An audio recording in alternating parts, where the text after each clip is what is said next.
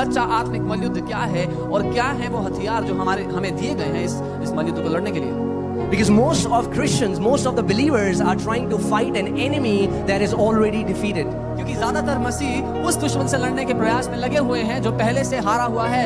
Church, I said something. Did you hear it? आपने सुना? मैंने कुछ I said the majority of church is trying to fight an enemy that is already defeated. अधिकतर कलीसिया एक ऐसे दुश्मन से लड़ रही है जो पहले से हारा हुआ है। And they are trying to gain victory from devil, where the Bible teaches us that we don't have to gain victory from devil, we just have to maintain the victory that Jesus Christ purchased for us. जहां वो शैतान से जीतना चाहते हैं, लेकिन Bible हमें सिखाती है कि हमें जीतने की आवश्यकता नहीं, क्योंकि यीशु मसीह हमारे लिए जयवंत ठहरा, हमें उस जय में बने रहना है। Amen, church? You don't need to have victory from devil because he's already defeated. आपको शैतान पर जय पाने की आवश्यकता नहीं, क्योंकि वो पहले से हारा हुआ है। Amen? The new covenant, believers in the new covenant, it's not about gaining victory from Satan, it's about enforcing the victory that Jesus Christ gave it for us. और नई वाचा में विश्वासियों के लिए उस जय को कमाना नहीं, लेकिन उस जय को लागू करना है जो पहले से यीशु ने हमारे लिए कमाई है। It's sad that majority of church, they live their lives as in the cross of Christ does not even exist. और ये बहुत दुख की बात है कि अधिकतम कलीसिया एक ऐसी जिंदगी जीती है जैसे मानो यीशु मसीह का क्रूस हुआ ही नहीं कभी। So they read from Genesis to Revelation and they miss the point that there was an event wherein Jesus Christ died, went to hell, suffered for humanity, rose again as victorious, went to the Father, offered his blood, perfected the worshippers, and is coming back again for a spotless, blameless bride to set up his kingdom on this planet. और वो उत्पत्ति से प्रकाशित वाक्य तक पढ़ लेते हैं, लेकिन बीच में खो जाते हैं कि एक ऐसी घटना हुई जहां परमेश्वर स्वयं मनुष्य बनके यीशु के रूप में आया और उसने अपने लहू को बहाया, मारा गया, गाड़ा गया, अधोलोक में उतरा और पुनर्जीवित होकर के स्वर्ग में वापस चढ़ गया और अपना लहू उसने उन आराधकों के लिए दिया ताकि वे पवित्र हो सके, और वो वापस आ रहा है अपनी उस जयवंत कलीसिया को लेने के लिए। Amen? And Bible talks and says, let's look at the language of the scriptures. और बाइबल जो बात करती है उसकी बात करने के तरीके को हम देखें। The word of God says for the believers that we are more than conquerors through him who loved us. परमेश्वर का वचन कहता है कि हम जयवंत से बढ़कर हैं उसमें जिसने हमसे प्रेम किया। We are more than conquerors because we were given a victory when we didn't fight. I'll tell you how. हम जयवंत से बढ़कर इसीलिए हैं क्योंकि हमें वो विजय मिली जिसके लिए हम लड़े नहीं। मैं बताता हूँ कैसे। Amen? Are you alive? Are you sure? The Bible says when we were dead in our sins, the Father raised us up. Bible कहती है जब अपने पापों में हम मरे हुए थे, पिता ने हमें पुनर्जीवित किया। Are you alive? आप जीवित हैं? Are you sure? पक्का? Okay. Hallelujah. Amen. Because if the word of God would not excite us, I don't know what else would. क्योंकि अगर परमेश्वर का वचन हमें प्रोत्साहित नहीं करेगा तो मुझे नहीं पता क्या करेगा। Bible says through this word, He created the worlds, He created the universe, He created the galaxies, He created thrones and principalities, and everything that you see and everything you cannot see were created by this awesome, powerful word of God. क्योंकि वचन कहता है, Bible कहती है कि परमेश्वर ने जो कुछ बनाया, पूरा ब्रह्मांड, सारे राज्य, सारे शासक, सब कुछ जो दिखाई देता है या नहीं दिखता, वो सब कुछ परमेश्वर ने अपने इस अद्भुत और सामर्थी वचन से बनाया। So I'll tell you my journey. When I came to the Lord, I was taught that one of the biggest calling in our life was to fight Satan. और जब मैं मसीह में आया तो जो शिक्षा मुझे मिली, जो मैंने सीखा कि हमारी जिंदगी की सबसे बड़ी बुलाहट है शैतान से लड़ना। So we were a team of people. We will get our bikes, fill the gas, fill the petrol. We'll go to all the high places, because demons are in the high places. So हम कुछ लोग थे अपनी bike में तेल well डाल के हम ऊंचे पहाड़ियों पर जाते क्योंकि दुष्ट आत्माएं ऊंचे स्थानों पर होती हैं। And then we are trying to fight the devil. और फिर हम शैतान से लड़ते थे। And in my prayer time, और अपने प्रार्थना के समय, whenever I was alone, I was not talking to God. I was talking to Satan. जब अपने प्रार्थना के समय में मैं अकेला था तो मैं परमेश्वर से बात नहीं करता था, मैं शैतान से बात करता था। Okay, I'm not kidding. I'm telling you मैं मजाक नहीं कर रहा। everything 100% truth. I would speak to Satan for hours. I'll tell him, you are such a stupid angel, man. God had made you so beautiful. And I would have conversations with Satan. Don't do that. I'll tell you from personal experience. और मैं मजाक नहीं कर रहा हूँ, मैं आपसे वास्तविकता बता रहा हूँ। मैं घंटों अपने प्रार्थना के कक्ष में शैतान से बात करता था, बोलता था कि तू कितना मूर्ख है, परमेश्वर ने तुझे इतना सुंदर स्वर्गदूत बनाया था। And literally, tangibly, as you see me, demons began to manifest in my room. और वास्तविकता में जैसे आप मुझे देख रहे हैं, दुष्ट आत्माएं मेरे रूम में आने लगे। Because whether you believe it or you don't believe it, there is an invisible world surrounding us. क्योंकि आप विश्वास करें या ना करें, एक अदृश्य दुनिया हमारे आसपास है। And the kingdom of light wants our attention, and the kingdom of darkness wants our attention. And whatever kingdom you will focus on, you'll attach to, you will give them attention, and they will manifest themselves in your life. और ज्योति का राज्य हमारा ध्यान अपनी ओर आकर्षित करना चाहता है, और अंधकार का राज्य हमारा ध्यान अपनी ओर करना चाहता है, और जिसकी ओर हम अपना ध्यान लगाते हैं वो हमारी जीवन की ओर चलाता है। So demons began to manifest in my room. और दुष्ट आत्मा मेरे रूम में प्रकट होने लगी And I'm fighting the demons and I'm rebuking them and I'm binding and casting and copying and xeroxing and pasting and और मैं दुष्ट आत्मा को बांध रहा हूँ, चिपका रहा हूँ, खोल रहा हूँ, सब कर रहा हूँ। then one day the Father spoke to me. और फिर एक दिन पिता ने मुझसे बात की। He said, you're doing it all wrong. उसने कहा तू सब कुछ गलत कर रहा है। Your focus is on the darkness, wherein your focus should be on the light. Your focus should be on the Father. Your focus is on Satan. तेरा पूरा ध्यान अंधकार की ओर है जबकि तेरा ध्यान ज्योति की ओर होना चाहिए। तेरा ध्यान शैतान की ओर है जबकि तेरा ध्यान पिता होना चाहिए। Look at the life of Jesus. यीशु की जिंदगी को देखिए। Jesus never lived in response to Satan. यीशु कभी भी शैतान के लिए प्रतिक्रिया करते हुए नहीं जिया। He was so consumed by fulfilling the will of the Father. वो पिता की इच्छा को पूरा करने में इतना खुला हुआ था। And that is the right mindset to have spiritual warfare. और यही सही मन है, सही सोच है जिससे हम आत्मिक मल्लयुद्ध जीत सकते हैं। Do you know there is not even one scripture in the New Testament wherein the Bible commands us to fight the devil? क्या आप जानते हैं नए नियम में एक भी ऐसी आयत नहीं जहां वचन आपको कहे कि शैतान से लड़ो। The words that Bible talks about is resist the devil. जो आयत वचन कहता है वो है शैतान का सामना करो। Fighting and resisting are totally different things. लड़ाई करना और सामना करना दो अलग चीजें हैं। When you fight, you look out for demons in high places. जब आप लड़ाई करते हैं, जब आप युद्ध करने के लिए जाते हैं तो आप ढूंढते हैं दुष्ट आत्मा को ऊंचे स्थानों में। Oh, we'll go to this city, we will do the mapping, spiritual mapping. We'll go to these places to find demons. It would have been very different if believers would have not done spiritual mapping but would have preached the gospel to the lost. और हम जाएंगे, हम आत्मिक नक्शा बनाएंगे उस स्थान का ताकि हम जाके दुष्ट आत्माओं को ढूंढ सकें। लेकिन बहुत अलग होता अगर विश्वासी दुष्ट आत्माओं को ना ढूंढ करके खोए हुए प्राणों को ढूंढ के उनको सुसमाचार बताते। You know, Paul never did it. पौलुस ने कभी ऐसा नहीं Peter किया। never did it. पतरस ने ऐसा नहीं किया। James never did it. याकूब ने नहीं किया। John never did it. यूहन्ना ने नहीं किया। Philip never did it. Philip ने नहीं किया। Bible talks about Philip going to Samaria and he preached Christ. And when he preached Christ, Bible says demons with loud voices came out of people, paralyzed were healed, different kind of sick people were healed, and there was a great joy because Philip didn't do spiritual mapping, didn't look out for demons, but preached Christ. और Bible बताती है फिलिपुस जब सामरिया गया तो उसने सुसमाचार का प्रचार किया और दुष्ट आत्माएं चिल्लाती हुई निकल कर चली गई और जो लकवा था जिसको वो ठीक हो गया, जो भी कई बीमार वहां ठीक हुए।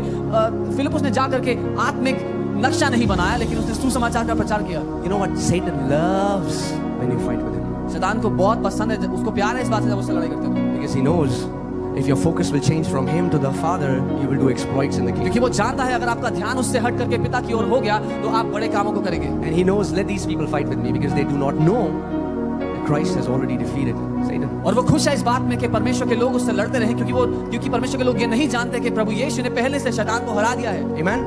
Are you with me, church? You don't need to defeat an enemy that is already defeated. एक वो दुश्मन जिसको पहले से हरा दिया गया, आपको उसको हराने की आवश्यकता You नहीं। just need to tell him where he belongs. आपको उसको बताना है बस कि वो कहाँ उसकी जगह है। Amen? And where does he belong? कहाँ है उसकी जगह? Under our feet. हमारे पाँव के Amen. नीचे। Amen. Because Bible says in the book of Ephesians, if you read chapter 2, it talks about when we were dead in our sins and trespasses, the Father raised us up together with Christ Jesus. क्योंकि इफिसियों में अगर आप पढ़ें तो लिखा है जब अपने पापों में हम मरे हुए थे पिता ने हमें यीशु के साथ उठा दिया और उसके साथ उस स्थान में बिठाया। How did Father raise us? Together with Christ. पिता ने हमें मसीह के साथ मिलकर के उठाया, जिंदा किया। Church, remember I told you that Jesus is the last Adam. That means he represents humanity. Whatever happens to Christ happens to humanity. Like whatever happened to first Adam happened to humanity. पहले से मैंने आपको बताया था कि किस तरह से यीशु वो आखिरी आदम है वो पूरे मनुष्य जाति का प्रदर्शन करता है। जैसे पहले आदम के साथ जो हुआ पूरी मनुष्य जाति के साथ हुआ, वैसे ही जो यीशु के साथ होगा पूरी मनुष्य जाति को दर्शाता है। Remember it? आपको याद है? Like I shared, where was I before I was born? I was in my father. मैंने बताया था मैं कहाँ था पैदा होने से पहले अपने पिता में। Where was my father? मेरे पिता In my grandfather. अपने पिता में थे। Where was my grandfather? मेरे दादाजी In my great grandfather. अपने पिता में थे। Where was my great grandfather? और मेरे परदादा In my great great अपने grandfather. पिता में थे। And if you keep back tracing, we all were in Adam. और अगर आप वापस जाते रहे तो हम सब के सब आदम में थे। And when Adam sold his dominion to Satan and became a slave to Satan, we all became slaves to Satan. और जब आदम ने अपना अधिकार बेच करके शैतान के अधीन कर दिया और उसका दास बन गया तो हम सब के सब उसके दास बन गए। We didn't do that. हमने नहीं किया, Adam did. आदम ने किया। But because we were in Adam, whatever happened to Adam happened to us. लेकिन क्योंकि हम आदम में थे, जो कुछ आदम के साथ हुआ वो हमारे साथ हुआ। But hallelujah, there is a second Adam that came from heaven, and whoever is in Christ, whatever happens to Christ happens to us. लेकिन प्रभु का धन्यवाद हो, एक दूसरा आदम है जो स्वर्ग से उतरा और जो कुछ उस आदम के साथ होता है क्योंकि हम मसीह में हैं, जो कुछ मसीह के साथ हो वो हमारे साथ हुआ। I shared with you how if you take an envelope and put it in a Bible, and if you raise the Bible, where will the envelope go? Because the envelope is in the Bible. मैंने आपको उदाहरण दिया था कि अगर मैं एक envelope को लेकर के बाइबल में रखूं और बाइबल को उठाऊं तो वो एनवेलप कहाँ जाएगा? ऊपर जाएगा। If I'll put the Bible in the water, where will the envelope go? In the water, अगर मैं right? बाइबल को पानी में डालूंगा तो एनवेलप भी पानी में जाएगा। Do you know that you have already suffered with Jesus? क्या आप जानते हैं कि आपने पहले से यीशु के साथ ताड़ना को सहा है? I'll say it again. Do you know that you have already suffered with Jesus? क्या आप जानते हैं आपने यीशु के साथ ताड़ना सही है? Bible says, for all have sinned and fall short of the glory of God. Bible कहती है क्योंकि सब ने पाप किया और परमेश्वर की महिमा से गिर गए And the wages of sin is? और पाप की मजदूरी मृत्यु है। What is sin? Wages of sin? Death. Not only physical death, but spiritual death. और वो सिर्फ शारीरिक मृत्यु ही नहीं लेकिन आत्मिक मृत्यु भी। And in Christ, लेकिन मसीह में we were one with that death. हम उस मृत्यु में भी एक हो गए। Let's go to the book of Ephesians chapter 4 verses 9. Ephesians 4 उसके 9 को हम देखेंगे। Ephesians 4:9. Now this he ascended, what does it mean? But that also he first descended into the lower parts of the earth. उसके स्वर्ग में चढ़ जाने से और क्या पाया जाता है? केवल यह कि वह पृथ्वी की निचली जगहों में उतरा भी था। Bible talks about that there is a place in the lower parts of earth where that is the abode of the dead, where dead people go, dead souls go there. और बाइबल बात करती है पृथ्वी के नीचे जहां एक जगह है जहां जो जिनकी मृत्यु हो चुकी है वे लोग रहते हैं। And every person who dies, whose sins are not washed by the blood of the Lamb, will have that place as their destination. और हर वो व्यक्ति जिसकी मृत्यु हो जाए, जिसके पाप धुले ना हो, जिसके पाप क्षमा ना हुए हों, उसके रहने के लिए वही स्थान है। But because Jesus became second Adam, the Bible says he not only suffered the physical death, but because he was made sin on our behalf, whatever should happen to a sinner happened to him. He was led to that place of captivity. He was led to that place of hell. लेकिन क्योंकि यीशु दूसरा आदम ठहरा और उसने एक पापी बन करके बाइबल कहती है कि वो हमारे लिए पाप बन गया, तो जो एक पापी के साथ व्यवहार होना था वो यीशु के साथ भी हुआ और बाइबल कहती है कि वो पृथ्वी के उन निचले स्थानों में ले जाया गया जो एक पापी को ले जाना चाहिए था। Are you with me so far, church? Jesus suffered for you and for me. यीशु ने आपके और मेरे लिए उस ताड़ना को सहा। Because he does not want that anyone should go to hell and be in a place where there is so much of torment. क्योंकि वो नहीं चाहता कि कोई भी व्यक्ति उस नरक में जाए जहाँ इतनी पीड़ा है। And I know there are teachings that are coming now where people are saying there is no hell. I want to tell you, stay away from, because those teachings are from hell. There is a place, hell. Jesus didn't have to suffer hell if there was no hell, but because there was hell, he suffered hell because he does not want that no one should go to hell. मैं आपसे बताता हूँ ऐसी शिक्षाएं हैं जो आ रही हैं, वो कहती हैं कि नरक है ही नहीं, नरक कोई जगह ही नहीं है। इन शिक्षाओं से बच के रहिए क्योंकि वो ही नरक से आती हैं। अगर नरक नहीं होता तो यीशु को नरक सहना नहीं पड़ता। And Jesus, because he had become sin, went to that place of hell and suffered on behalf of entire humanity. और जो यीशु पाप ठहरा वो उस नरक में जाकर के पूरी मनुष्य जाति के बदले में उसने वहां की ताड़ना को सहा। Just think about this for a moment. इसके बारे में सोचिए आप। Every wicked sinner, a rapist, a murderer, a child molester, every suffering that they have to suffer, Jesus suffered on the behalf of humanity so that no one should suffer those sufferings. हर एक बुरे से बुरा अपराधी, चाहे वो उसने किसी का मर्डर किया हो, किसी का रेप किया हो, कुछ भी किया हो, लेकिन उस सब के बदले में जो भी ताड़ना उनको पड़नी चाहिए थी वो यीशु ने उनके बदले में अपने ऊपर ले ली। For 3 days, 3 nights he was there 3 दिन और 3 रात वो उस जगह पर ठहरा, in the pit of the earth. पृथ्वी के नीचे उस गहराई में। And Bible says he descended into the lower parts of the earth. So when Jesus died on the cross, his spirit went into hell. और बाइबल कह रही जब यीशु की मृत्यु हुई क्रूस पर तो उसकी आत्मा यीशु पृथ्वी के उस गहरे स्थान में उतरा। For 3 days he suffered for entire humanity. 3 दिन उसने पूरी मनुष्य जाति की ताड़ना अपने पर ली। And then what happened after that? Colossians 2:15. Let's go there. Book of Colossians chapter 2 verses 15. कोलोसियों 2 उसका 15 हम देखते हैं। And it says, having disarmed principalities and powers, he made a public spectacle of them, triumphing over them in it. और यहाँ लिखा है और उसने प्रधानताओं और अधिकारों को अपने ऊपर से उतार कर उनका खुल्ला तमाशा बनाया और क्रूस के कारण उन पर जय जयकार की ध्वनि सुनाई। So when Jesus went to hell, the Bible says that Jesus stripped the principalities and powers of their power and he rose up as triumph victorious one. And he says that I was dead, but now I am alive forevermore. जब यीशु मृत्यु में से जी उठा, उसने इन सारी ताकतों का, सारी प्रधानताओं की सारा अधिकार उखाड़ दिया, उनसे अलग कर दिया और उनका तमाशा बनाया। और वो कहता है मैं जो मृत था अब जी उठाऊं और कभी नहीं मरूंगा। Amen. The church has given such a high place of honor to Satan. कलीसिया ने शैतान को इतना बड़ा आदर का स्थान दे रखा है। Some people I talk to, all they talk about is Satan. कुछ लोगों से मैं बात करता हूँ वो सिर्फ शैतान की ही बात करते हैं। Satan this, Satan that, Satan this, Satan that, Satan has done. Satan is playing football, I am the football. Satan is playing cricket, I am the cricket ball. शैतान मेरे साथ फुटबॉल खेल रहा है, शैतान मेरे साथ क्रिकेट खेल रहा है। When the Bible is saying that Jesus stripped him of his power. जब बाइबल कह रही है कि यीशु ने उसकी सारे सामर्थ, सारे अधिकार को उतार दिया, उससे अलग कर दिया. Amen. You know the word that he disarmed principalities and powers, in Greek it means he stripped him off. Like if you see a butcher, how they strip off a chicken before making chicken wings. Jesus made chicken wings of Satan so that you and me can eat it. Hallelujah. तो यहाँ जो शब्द disarm अंग्रेजी में इस्तेमाल किया है, वो वही शब्द है जब एक कसाई एक मुर्गे के पंखों को उखाड़ देता है, और यीशु मसीह ने वही किया शैतान के साथ उसकी सामर्थ को उखाड़ देते. Amen. Are you getting this, church? One of a great man of God that I really admire. He says, you go inside a room and it is all dark, and you hear these roars, these loud roars, as if a lion is in the room. और परमेश्वर के एक बहुत ही अद्भुत जन है जिनका मैं बहुत आदर करता हूँ, और वो कहते हैं आप एक ऐसे कमरे में जाओ जहाँ बहुत अंधेरा है, और आप ऐसे बहुत ही जोर से सुनाई दे रही गर्जना को आप सुनते हैं. And you get afraid because these roars are so loud, and you're thinking there is a lion in the room and the lion will eat me. और आप डर जाते हैं क्योंकि आपको लगता है इस कमरे में कोई शेर है जो इतना गरज रहा है और मुझे खा जाएगा. But then you're touching the wall, and you just feel a switch, and you turn it on, and the moment you turn it on, you see a mouse with a microphone and और वो कहते हैं लेकिन आप हिम्मत करके दीवार पर टटोलते हैं, आपको एक स्विच मिलता है, आप ऑन करके लाइट जलाते हैं तो देखते हैं एक चूहा है जो माइक्रोफोन पे चिल्ला रहा है. and you're like, what? Because you now know that it's just a mouse who is trying to deceive you.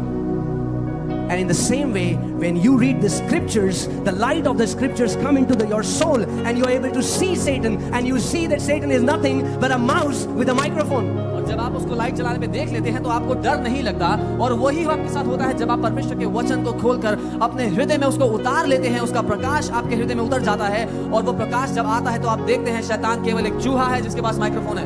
Turn to your neighbor and say, don't give too much honor to Satan. अपने पड़ोसी को बोलिए शैतान को ज्यादा आदर मत दो. Come on, say it again. दोबारा बोलिए शैतान को आदर मत दो. He is not worthy of such attention and honor. वो इतने ध्यान और इतनी आदर के लायक नहीं है. Satan is not worthy of such honor. All the honor belongs to the King of Kings and the Lord of Lords, and his name is Jesus. शैतान इतने आदर के लायक नहीं है. सारा आदर और सारी महिमा उस राजा के राजा की है जिसका नाम यीशु है. Amen. Church has given him high. He enjoys that place. Oh man, everyone in the church is talking about me. That's what he wanted in heaven. कलीसिया ने शैतान को इतना बड़ा स्थान दे रखा है, और वो इतना खुश होता है कि अरे कलीसिया में सब मेरे बारे में बात करते हैं. स्वर्ग में वो यही तो चाहता था. We are not saying that Satan does not exist. Don't go to हम ये नहीं कह रहे कि शैतान का वजूद ही नहीं है, वो है ही नहीं है. उस गलती में मत जाइएगा. He exists. हम कह रहे हैं वो बिल्कुल है, But he's a loser. और वो पक्का हारा हुआ है. Come on, turn to your neighbor and say, Satan is a loser. अपने पड़ोसी को बताइए शैतान हारा हुआ है. Amen. Come on, say this. Keep your right hand on your heart and say, Satan is a loser in my life. दाहिना हाथ अपने ऊपर रखिएगा, ये शैतान मेरी जिंदगी में हारा हुआ है. Amen.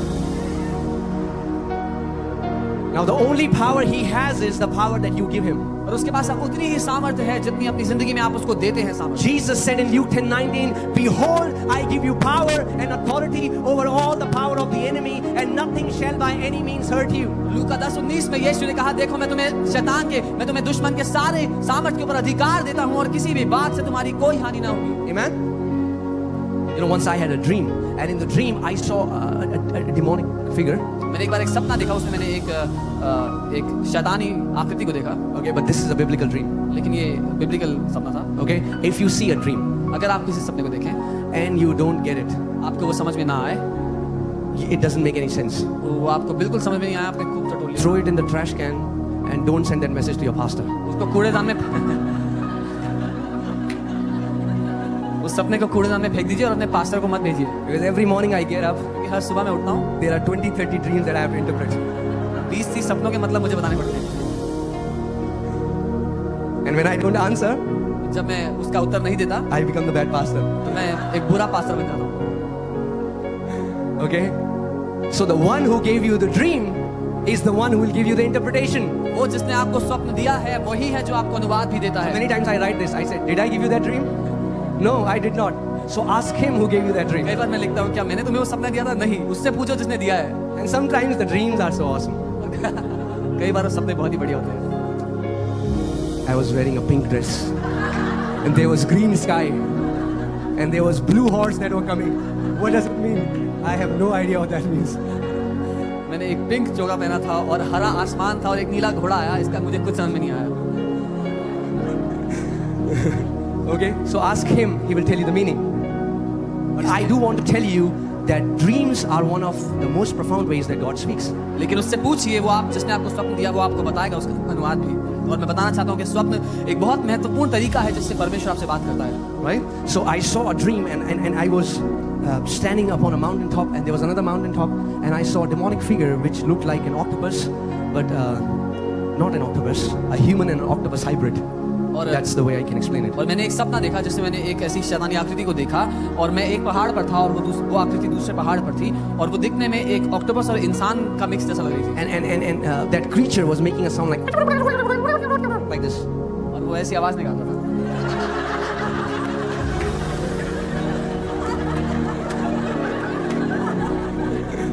Praise God. 1/3 of the kingdom is joy. Amen. Amen. राज्य का 1/3 आनंद है। If you live your life like this, then I doubt if you are really flowing in the kingdom. अगर आप उदास रहते हैं तो मुझे पता नहीं आप राज्य में जीते हैं या नहीं। Jesus was anointed with the oil of gladness. यीशु का अभिषेक हर्ष के आनंद के उस तेल के साथ हुआ था। Amen. Oil of gladness. आनंद का, हर्ष का तेल।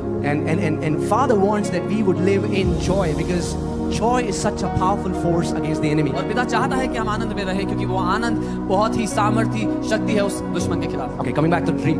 So that the moment that demonic creature came as close as where Vartul is sitting, और जब वो आकृति इतना करीब आई जितना यहाँ कैमरा है भाई वर्तुल है, suddenly I saw that Jesus is next to me. और एक तो मैंने देखा कि मेरे बगल में यीशु खड़े हैं। And the moment it came to attack me, he trampled that creature, and it became, half dead. और जैसे ही वो मेरे करीब आई मुझ पर हमला करने के लिए, यीशु ने अपने पांव के नीचे उसको कुचल दिया और वो अधमरी हो गई। But it was not completely dead. लेकिन वो पूरी तरह नहीं मरी थी। And then Jesus took a step back और फिर यीशु ने अपना पीछे कदम बढ़ाया and looked at me, और मेरी ओर देखा, and I knew what he wanted to say. और मुझे पता है वो क्या कह रहे थे। He was saying, "Now it's your turn." और मैंने बोला अब तुम्हारी बारी है। And again I trampled it, और मैंने and उसके ऊपर I पहाड़ kicked it off the mountain. और मैंने उस पर पार होकर उसको कुचला और उसको पहाड़ी से नीचे फेंक दिया। And this dream is so biblical. और ये ड्रीम बाइबल से मेल खाता है वो। He has disarmed principalities and powers. उसने इन सारी प्रधानताओं और सामर्थ और शक्तियों को बेअसर कर दिया है, निकम्मा कर दिया है। But now it's our job to kick them and displace them out of this earth, so that the sons of God will redeem the mankind and take it back from the enemy. लेकिन अब ये हमारी जिम्मेदारी है कि हम इनको अब हारी हुई शक्तियों को हम यहाँ से हटा दें ताकि पृथ्वी पर वापस परमेश्वर के बेटे अधिकार कर सके। It's so powerful. Bible does not say that the creation is groaning for the Son of God. Bible says the creation is groaning for the sons of God. Who are the sons of God? You and me. God has appointed that we, being His mature sons and daughters, would redeem the earth back from the enemy. We will go to Satan, we will displace him, and we'll say, give this earth back to us. It belongs to our Father, it belongs to us, and you will have no more say in this. और ये बहुत ही सामर्थी बात है कि परमेश्वर का वचन ये नहीं कहता कि पृथ्वी की जो सृष्टि है वो कर्रा रही है परमेश्वर के बेटे के लिए, लेकिन वचन कह रहा है कि पृथ्वी कर्रा रही है परमेश्वर के बेटों के प्रकट होने के लिए, और वो बेटे आप और मैं है जिसको परमेश्वर ने भेजा है ताकि उस निकम में उस हराए गए शैतान को, उस दुश्मन को हम हटा करके वापस प्रभुता कर सके और ये कह सके कि ये पृथ्वी हमारे पिता की है, फिर आज पे कोई अधिकार नहीं। Open your Bibles to the book of Ephesians chapter 1. We'll read from verses 19 till 23. इफिसियों 1:19 से 23 तक हम पढ़ेंगे। Are you there with me, church? Okay, I want to show you something very beautiful, but I want you to be very attentive. कुछ बहुत सुंदर है जो मैं दिखाना चाहता हूँ, इसलिए ध्यान दीजिए। Ephesians 1:19. I'll read from 19, and it says, "What is the exceeding greatness of His power towards us who believe?" और ये कहता है कि क्या ही और उसकी सामर्थ हमारी ओर, उसकी महान सामर्थ हमारी ओर जो विश्वास करते हैं, कितनी महान है कि उसकी शक्ति के प्रभाव के अनुसार जो हमें कार्य करती है। Do you want to experience the exceeding greatness of His power? आप उसकी उस शक्ति की जो महान शक्ति है, क्या आप उसका अनुभव करना चाहते हैं? Are you here? Okay. Do you want to experience the exceeding greatness of His power? क्या आप उसकी उस सामर्थ का, उस महान शक्ति का अनुभव चाहते हैं? Then believe. तो विश्वास कीजिए। Then believe what the Word of God फिर says. विश्वास कीजिए उसका वचन जो कह रहा है उसमें। Because Bible says this exceeding greatness of His power works towards us who believe. क्योंकि वचन कहता है कि जो महान सामर्थ है ये उनमें काम करती है जो विश्वास करते हैं। According to the working of His mighty power, which He worked in Christ when He raised Him from the dead. उस महान सामर्थ के कार्य के द्वारा जो उसने यीशु में किया जब उसने यीशु को मुर्दों में से जिंदा किया। Do you know the greatest display of God's power and majesty was not when He created the galaxies, was not when He created the sun, the moon, the stars, Mount Everest, these big mountains. The the manifestation of his exceeding great power was when he raised Lord Jesus Christ from the dead. क्या आप जानते हैं परमेश्वर की सामर्थ का सबसे बड़ा प्रकटीकरण तब नहीं था जब उसने ब्रह्मांड को बनाया या अलग अलग गैलेक्सीज को बनाया, लेकिन इन बड़े पहाड़ों को बनाया, लेकिन तब जब उसने प्रभु यीशु को मृत्यु में से, मुर्दों में से जिंदा किया. That was the time the greatest display of God's power was seen, when Jesus broke the power of hell, when Jesus broke the power of death and rose again as victorious, never to die again. और ये था परमेश्वर की सामर्थ का सबसे बड़ा नमूना, सबसे बड़ा प्रकटीकरण, जब यीशु ने मृत्यु को हराया और वो नरक के फाटक को हरा करके जी उठा वापस. Are you with me so far? All right. Now we'll go forward and now we'll see his mighty power which he worked in Christ when he raised him from the dead and seated him as at his right hand in the heavenly places. जब उसने यीशु को मृत्यु में से, मुर्दों में से जिलाया और उसको अपने दाहिने हाथ बिठाया स्वर्ग में. The right hand talks about, it's not that father left was occupied, so father said, okay, Jesus left, taken, you come on right. ऐसा नहीं था कि पिता के बाएं हाथ कुछ पड़ा था तो उसने बोला आजा दाहिने हाथ बैठ जा, ऐसा नहीं था. Seated at the right hand means the place of authority and the place of dominion.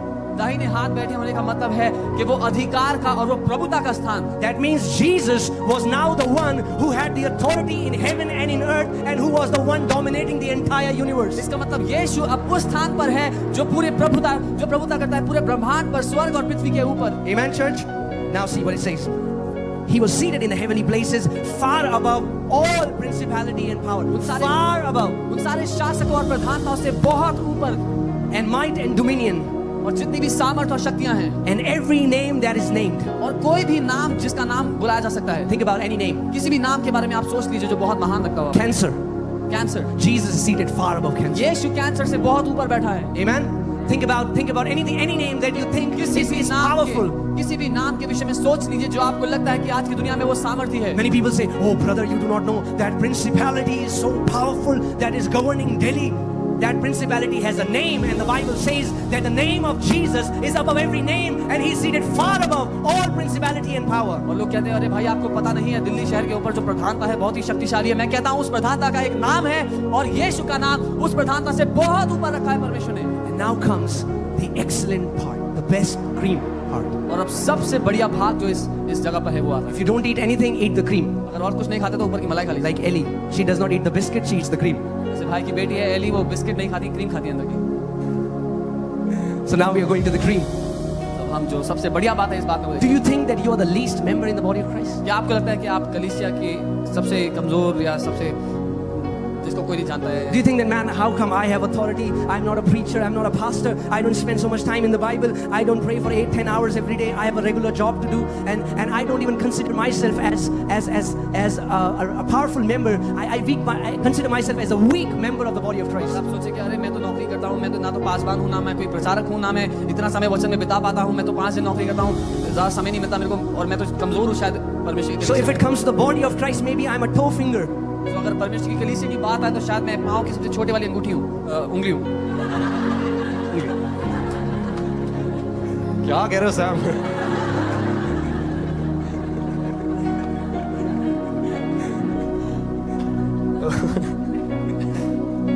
I think he does it deliberately. You know, the more you will encounter your father, the more you know that he has an amazing sense of humor. जितना अपने पिता को आप और जानते रहेंगे आपको पता चलेगा कि उसका बहुत ही आनंद से भरा हुआ है, उसका मजाक करने का तरीका अलग है. Okay, let me tell you one thing. The face of the father is not like many pastors. पिता का चेहरा बहुत से पासवानों जैसा नहीं है. ये खड़ा क्या है? बैठ के यहाँ पे.